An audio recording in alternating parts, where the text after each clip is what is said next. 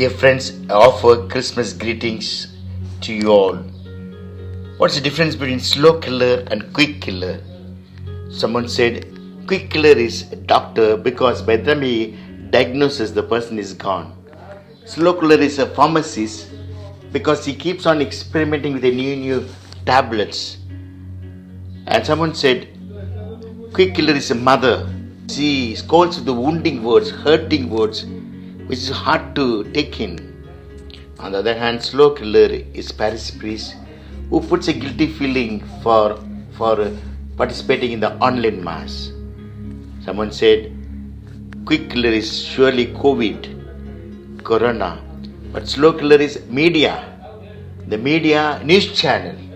News channels speak so much creating fear about COVID. Yes, dear friends, whether they are slow killers, quick killers, we have been affected, we have been disturbed, we have been hurt, we are experiencing different wounds. Whether it will kill me, whether it will put me in hospital, will I fall sick? It's a fear. It's a fear being long time lockdown, and we need to experience healing. This Christmas is a healing Christmas. 2020 healing Christmas. From these disturbances, from these wounds, from these hurts. What is that stopping us from healing? Pope Francis explains in his recent encyclical that dark clouds are cause for preventing healing, the healing process. In his recent encyclical on fraternity and social friendship, it sorts on the feast day of St. Francis of Assisi, and he offers that human concern, human fraternity and social friendship. He calls it cloud of darkness, dark clouds. What are those dark clouds? Separation, division and isolation. You and me are separated, you and me are divided, you and me are isolated for political reasons, for social reasons, for our relationship difficulties. So we create our own individual world. We stay asylum in this individual world. So it's an invitation he is offering to us to move from dark clouds and to experience a healing. I too experienced the loss of two well-known priests. They were very good, extremely good. They were very concerned. I also had a question: why they became victims? But they are okay. They went good. They experienced the initial stage of COVID, but they were ready. They were ready. They were healed. How do I allow my healing process? People may be wondering, in this dark world of dark clouds, individual world, each one is creating. Pope Francis is saying healing is possible only through dialogue, only through conversation, only through interaction. Two hearts, dialogue, conversation, interaction, two hearts, two people meeting, two persons coming to a heart, two thoughts are to come together. The first reading, we observe how people were in darkness, separated, isolated. The life was in darkness. Every time they go away, leaving, forgetting Yahweh, going after false gods. Whether they were under Egyptians and the Babylonians, now they are with Assyrians. In the darkness, they cannot do anything. The invitation is offered to experience the healing process, to look for someone who will come to interact, will come to communicate, will come to speak with them. He is a wonderful counselor, Prince of Peace, Eternal Father.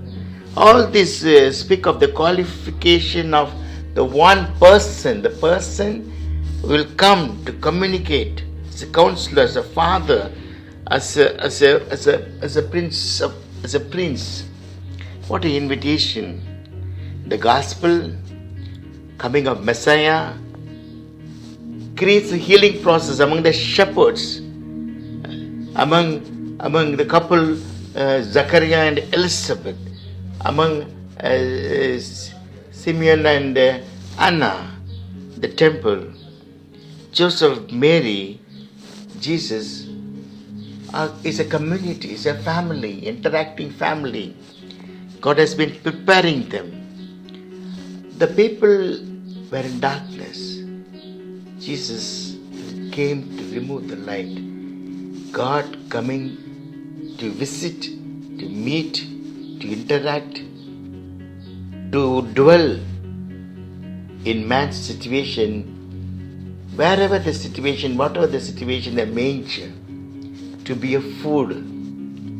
No place in the inn, but God makes it to meet, to encounter. They say they give food in the inn, they take after the cattle, but they don't provide for the people who come to stay. Innkeeper clearly tells. But here, He is the food. He is the healing. What a message for all of us in this COVID-19 to have a healing Christmas 2020. I want to share with you the experience of Bishop Savio, who was in ICU for more than 10 days and had a plasma. He has shared in many magazines and many religious magazines. I spoke with him. He says he was in ICU. He experienced the breathlessness. He was in oxygen. And he says, every time I breathe in, I say, Jesus in me, Jesus around me. He thought of others who were praying for him. He prayed for others. He prayed for all those health workers, healthcare people who are there around them. So the very thought that Jesus is in me and Jesus around me, and very thought of others, that gave a strong support strength that he is not alone. He is not isolated. He is not separated. And we have a Cardinal Tagle, who also went through COVID treatment. And he says strongly, we need to have solidarity. Taking the words of Pope Francis, solidarity, contact, communication. And he said, I too had COVID treatment. And coming out of it, you need to have a strong communion with the Lord. Contact, communion, conversation with the Lord, interaction with a beloved ones. Yes, Pope Francis says, no one is saved alone. No one can face the life alone. We need social love. That social love is given, transformed, affirmed by the birth of Messiah. So Christmas 2020 is a healing Christmas.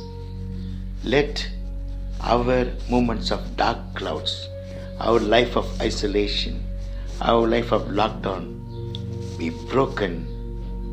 Let us interact, let us communicate, let us have dialogue.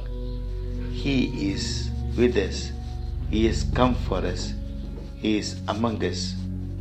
Let nothing can stop us. Let nothing can hold us. Let nothing can pull us back, because He is born. He keeps coming. Every time you and me realize His life in us, we create, we form, we are His breath. Amen.